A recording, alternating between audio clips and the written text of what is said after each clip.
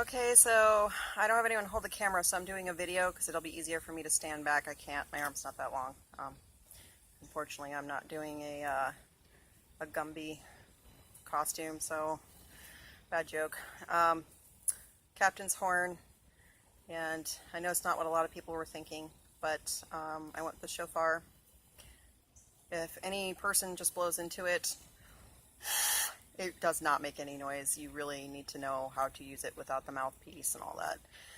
Right now, when I do it, it sounds like a dying animal, which makes me feel like I'm calling riders to their death, which is terrible. About as best I can get out of it. It's hot out here. I'm wearing like 10 layers in Florida. It's not good. I try to lower the waistband currently. Like, I shouldn't have done that. I should have gone with my natural waist. I can still move it up. But I wanted to kind of cover part of the pants because the vest is not that long. I went with the more Renaissance-y style waistline on the pants when I made them.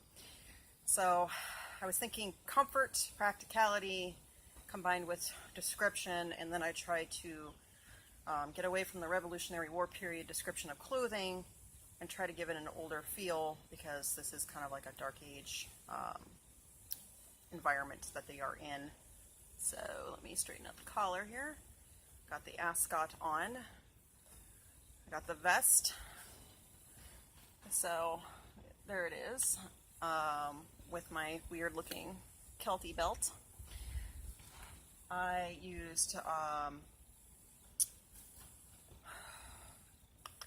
anyway, it's a fuzzy material. It's a long work day. I was up at 3 this morning. So to make it look like hide, because in the book it is described as a hide trouser, and I wanted to give it that hide trousery look, and I did find a material that would work for that.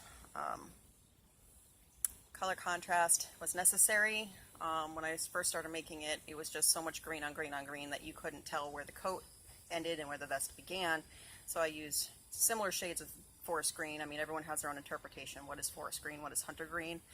And you can get hunter green at Walmart, Joann's, everything, and they're all going to be slightly different because everyone has their own, you know, chemical, magical, mystical potion that they use to make it. So I found some that were complementary, and this coat has been like this in every picture I've taken with it, and most people don't even notice that this is a different color than this, and this is the same color as this, but it's a different color from that. And I needed it to be just enough to make a difference. So at some point, I was thinking about doing a green leather that would overlap for buttons, but this is her formal uniform. It would have to be because she's attending the king. So I got my pin. I lost my hair ribbon. I'll have to make another one. It literally just takes a spool of ribbon and a pair of scissors before I can put this back in a braid. So depending on the lighting, the hair goes from like a copper color to a bright, deep auburny color, and it's more auburny than coppery, but it works in certain lighting, so I liked it. Then I step back. Currently, though, what I am using for boots are my actual dressage boots. I gotta make some boot toppers, put over those, and it is laceless. Dressage boots have no laces, like field boots would. So I just went ahead and did that. So it's hot. I didn't put a liner in the coat because I am in Florida, and there is a liner in my vest. I'm also wearing a shirt. I have an ascot on. I can't talk. It's so hot, and I'm already sweating. And I didn't bother blending this in or doing anything like I normally do because I am hot. And I got off of work and ran home, walked the dogs, and got dressed before the sun ran away. And then I got to take it all off.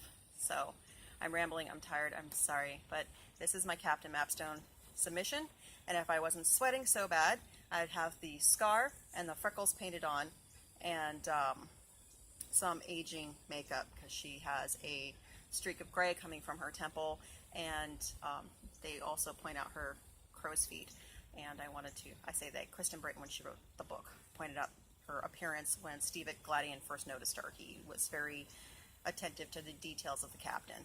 So I tried to follow as many of those details as I could glean out of the books as possible. But that, it's almost a 5-minute video. Adieu.